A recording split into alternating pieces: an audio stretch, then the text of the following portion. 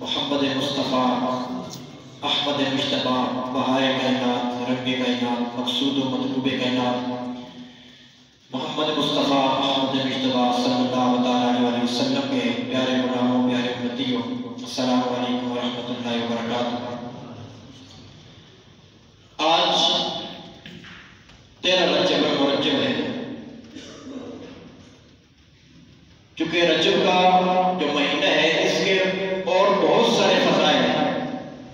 جس طرح انشاءاللہ اس مہینے کے اندر اللہ نے اپنے نبی کو معراج میں بلایا تھا، 27 رجب المرجب معراج مصطفیٰ ہے، لیکن آج جمعے کا دن بھی ہے اور 13 رجب ہے۔ 13 رجب کو میرے آقا کریم رؤوف الرحیم صلی اللہ علیہ وسلم کے پیارے غلام، پیارے صحابی حضرت علی المرتضیٰ شیر خدا، داماد مصطفیٰ، شوہر زار بطول، بابا حسنین کریمین، آپ کی ولادت و سعادت کا مطلب کے اندر اس پر صرف اہل سنت کے نہیں بلکہ تمام علماء کرام اس پر متفق ہیں، الا ماشاءاللہ کوئی ایک دو ہوں گے جو اختلاف کرتے ہیں، لیکن جو امام حاکم نے لکھا ہے المستدرک کے اندر فرماتے وقت تواترت الاخبار، فرماتے اس روایت پر تواتر یہ حدیث ملتی ہے، مرفوعاً یہ روایت ملتی ہے ہر زمانے کے اندر کہ مولا علی کی ولادت کعبۃ اللہ کے اندر ہے۔ یاد رکھیں حضرت علی المرتضیٰ کی اگر ولادت یہاں پر نہ بھی ہوتی نا، اس کے باوجود حضرت علی المرتضیٰ کو اللہ نے جو شان عطا کی ہوئی ہے وہ اس سے اور زیادہ ہے، اس سے بڑھ چڑھ کر ہے، لیکن یہ خاص اللہ نے آپ کو ایک وصف، ایک خاص فضیلت عطا کی ہے کہ آپ کی ولادت کعبۃ اللہ کے اندر ہوئی اور آپ کی والدہ ماجدہ سیدہ فاطمہ بنت اسد سلام اللہ علیہا کثیرا کثیرا کعبہ کا طواف کر رہے ہیں۔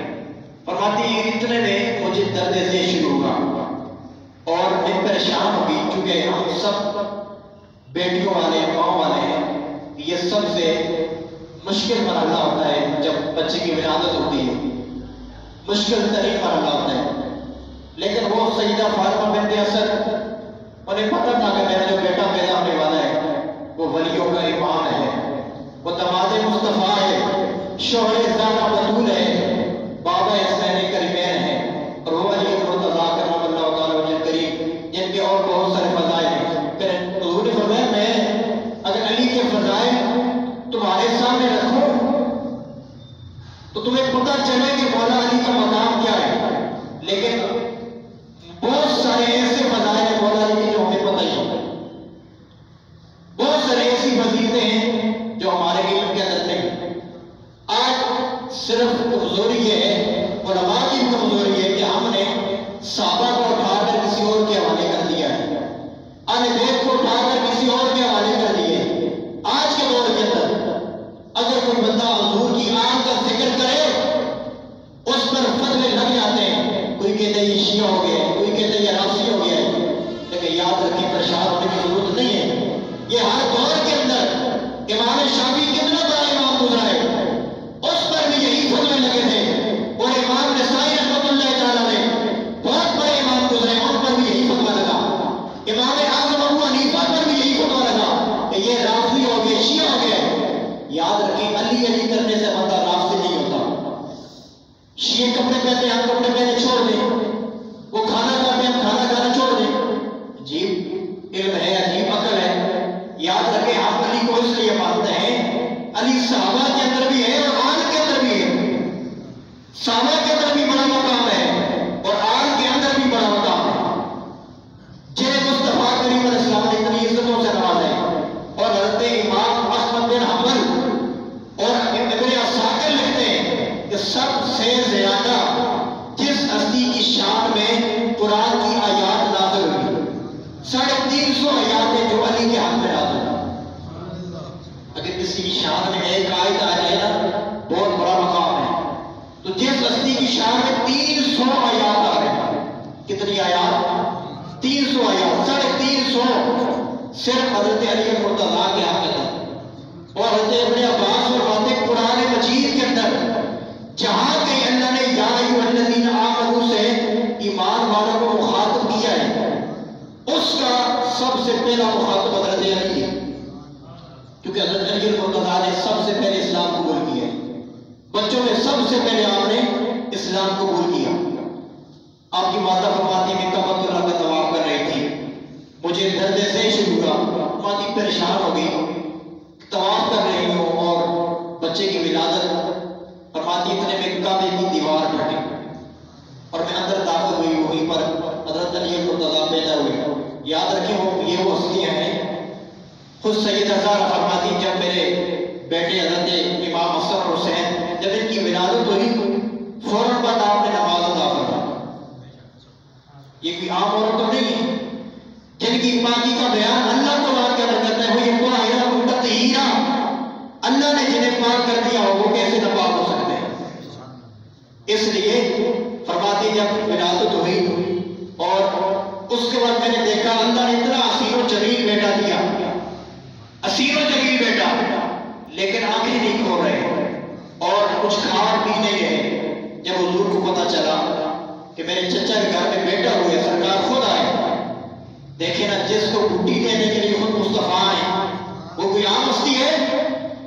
جس کے منہ میں لوہے ڈالنے کے لیے خود امام الانبیاء تشریف لائے اور علی کو اپنے گود میں لیا، علی نے فوراً آگے کھول لیا اور میرے آقا کریم علیہ السلام نے اپنا لوہے دان نکالا، مولا علی کے منہ میں ڈالا، فوراً آپ نے اپنے پیٹ میں لے لیا۔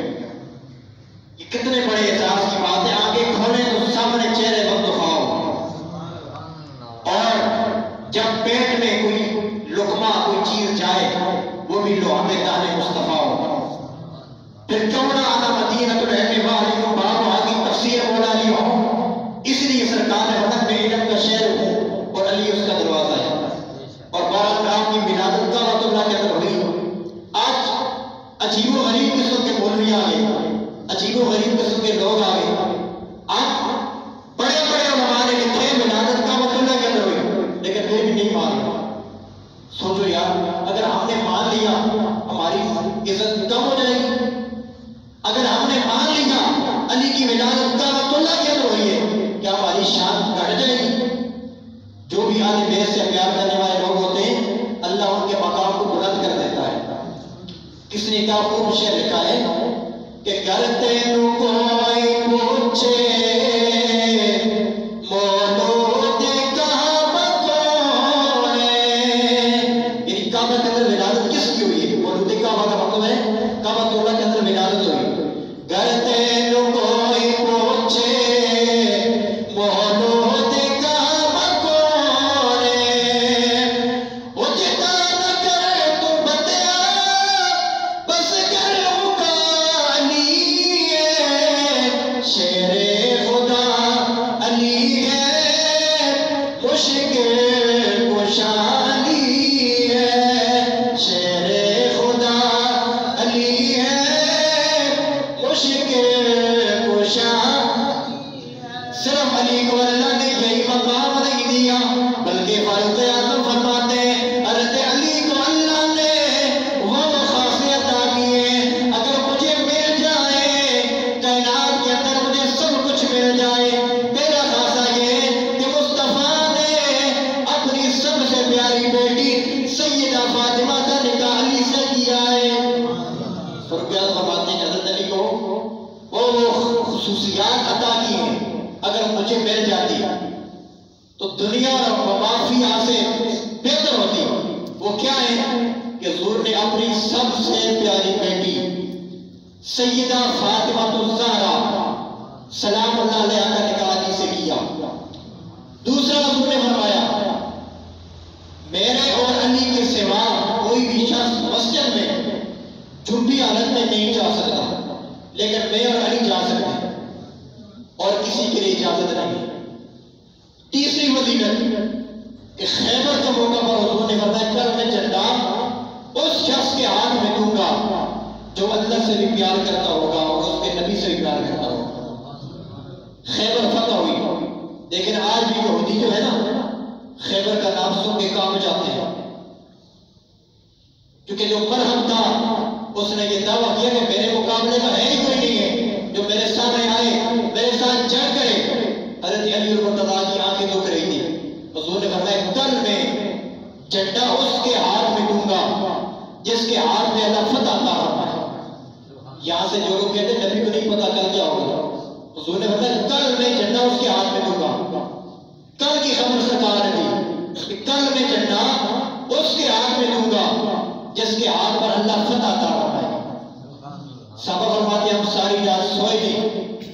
جانتے رہے اور دعائیں کرتے رہے مولا جھنڈا ہمیں مل جائے، جھنڈا ہمیں مل جائے، کیونکہ اللہ کے نبی نے گارنٹی دی ہے کہ جھنڈا اس کو دوں گا جو اللہ سے بھی پیار کرتا ہے، اس کے نبی سے پیار کرتا ہے۔ جب دوسرا دن ہوا، صبح ہوئی، حضور نے پوچھا اینا علی ابن ابی طالب، ابی طالب کا بیٹا علی کہاں ہے؟ کہا یا رسول اللہ ان کی آنکھیں دکھ رہی۔ اور جب حضرت علی المرتضیٰ آئے، حضور علیہ السلام نے جھنڈا دیا، اور اس سے پہلے آقا کریم علیہ السلام نے پوچھا علی کیا وجہ ہے؟ کہا یا رسول اللہ میری آنکھیں دکھ رہی ہیں۔ اللہ کے نبی نے اپنا رابطہ نکالا، آنکھوں پہ لگایا، آنکھیں ٹھیک ہو گئی۔ مولا علی فرماتے ہیں اس سے پہلے جب میں زمین میں دیکھتا مجھے زمین کے اوپر جو چیزیں ہیں وہ نظر آیا کرتی تھی، لیکن جب سے مصطفیٰ نے رابطہ لگایا ہے اس کے بعد جب میں زمین پہ دیکھتا مجھے تخت السرا نظر آ جایا کرتا تھا، اور اس پر دیکھتا عرش اولا نظر آ جاتا تھا۔ یہ ہے مصطفیٰ کریم علیہ السلام کے رابطہ کا اثر۔ حضرت علی المرتضیٰ کی آنکھ میں لگایا، فوراً ٹھیک ہو گئی۔ دیکھیں نا ہمارے سور کے اندر صدیق اکبر رضی اللہ تعالیٰ عنہ جب سانپ نے ڈسا، آپ کے آنکھوں سے آنسو بہے، حضور کے چہرے والدفاع میں پڑے، پوچھے ابو بکر کیوں رو رہے ہو؟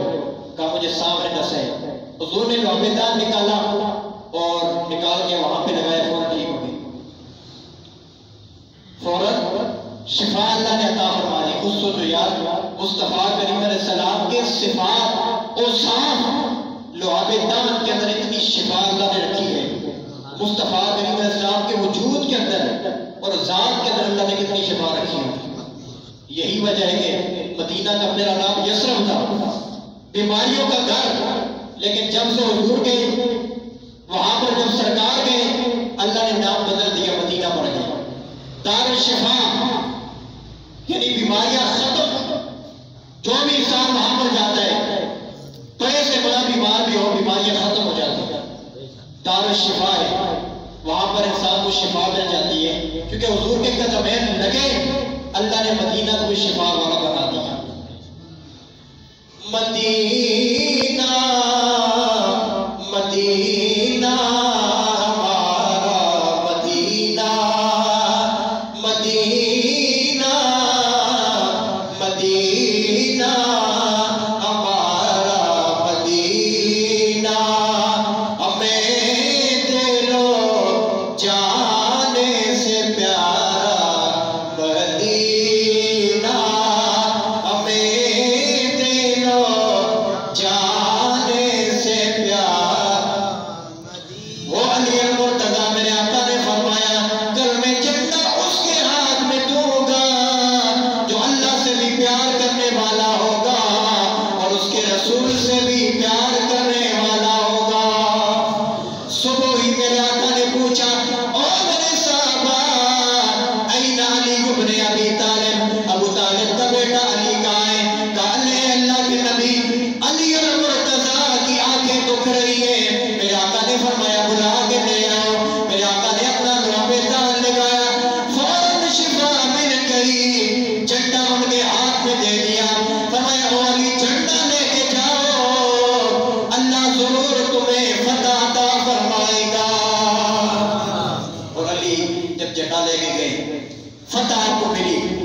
فرماتے ہیں کہ جو خیبر کا قلعہ حضرت علی المرتضیٰ اکیلے نے فتح کیا تھا، تاریخ کے اندر یہ الفاظ لکھے ہیں۔ صحابہ فرماتے ہیں بعد میں 40 افراد ہیں، اور وفی روایت اخرى دوسری روایت کے اندر بعد میں 80 افراد ہیں۔ اس کو اٹھانا چاہا نہیں اٹھا سکا، اس کو اٹھانا چاہا۔ یہ ہے قوت علی، یہ ہے دست علی کی طاقت کہ جو دروازہ ٹوٹے۔ علی کو بھیجا کس نے ہے؟ حضور نے بھیجا تھا۔ ظاہری بات ہے حضور کے منہ سے جو بات نکل جائے وہ ہو کے رہتی ہے۔ اور پھر میں نے جو روایات شروع میں بیان کی تھی، حضور نے فرمایا النظر الی وجہ علی کی عبادت، علی کے چہرے پر دیکھنا بھی عبادت ہے۔ جناب صدیق اکبر رضی اللہ تعالیٰ عنہ خلیفہ بلا فصل، یہ روایت ان سے مروی ہے۔ آپ جب بھی علی سامنے آتے نا آپ ان کے چہرے پر غور غور کے ساتھ دیکھتے ہیں، آپ کی بیٹی سیدہ عائشہ صدیقہ نے پوچھا اے ابا حضور یہ کیا وجہ ہے جب بھی علی سامنے آتے ہیں آپ ایک ٹکی باندھ کر ان کے چہرے پہ دیکھنے لگ جاتے ہیں؟ فرمایا میری بیٹی کیا تو نے سنا نہیں ہے؟ میں نے خود اپنے کانوں سے سنا ہے۔ حضور نے فرمایا النظر الی وجہ علی عبادہ، علی کے چہرے پر دیکھنا عبادت ہے۔ ذکر علی کے عبادت، علی کا ذکر کرنا بھی عبادت ہے۔ حب علی کے عبادت، علی سے پیار کرنا بھی عبادت ہے۔ علی کا ذکر کرنا بھی عبادت، علی کے چہرے پر دیکھنا بھی عبادت، اور علی سے پیار کرنا بھی عبادت۔ علی لکھے نا، علی پڑھنا، علی کہنا، علی سننا، ہر پل گزرتا ہے میرا عبادت میں۔ یہ وہ علی المرتضیٰ ہے جن کے چہرے پر دیکھنا بھی عبادت ہے، جن کا ذکر کرنا بھی عبادت ہے، اور جن سے محبت کرنا بھی عبادت ہے۔